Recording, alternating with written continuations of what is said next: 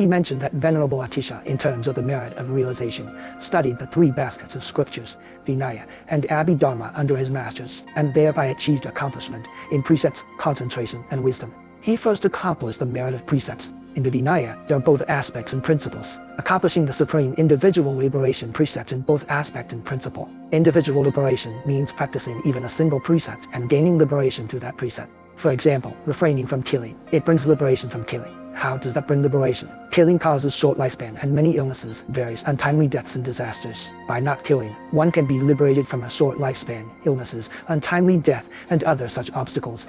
Some conditions cause death, but if those conditions are not fulfilled, then untimely death is avoided. All of this is related to observing precepts. In the 80 verses of praise by the translator Nakso, it says, Venerable Atisha in the path of the Shravaka vehicle, he upheld the monastic precepts like a yak cherishing its tail. There's a saying that the Tibetan yak loves its tail very much. When its tail hairs get trapped on the branches, even if an enemy approaches, it insists on carefully freeing each and every strand before fleeing. It would rather die than leave its tail behind.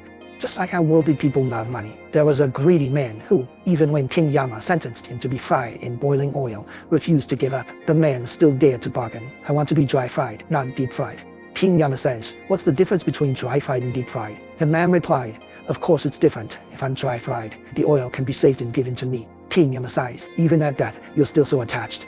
What makes Master Pabongka, an influential early 20th century Gernot master, truly remarkable? His profound method of transforming worldly matters into spiritual practice, and to use afflictions themselves as the path. Observe how ordinary people cling to worldly concerns, then take that very same intensity of attachment and apply it to your devotion to the Dharma.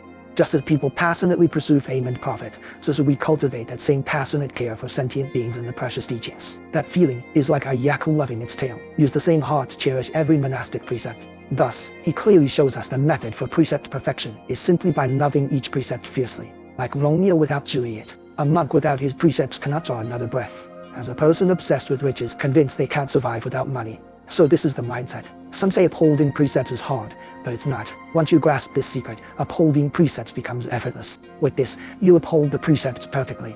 Among the precepts, some are major and some are minor. Major ones are root precepts. Minor ones are called transgressions of defilement. For minor offenses, sometimes simply apologizing to the other party is enough. It's quite simple.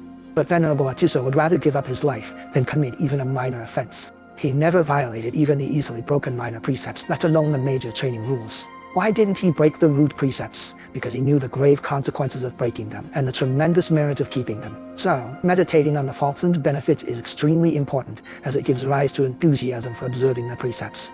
Therefore, he became a great Vinaya master, meaning this person could teach the precepts, promote the precepts, and transmit the precepts. Such a great master is cultivated in this way.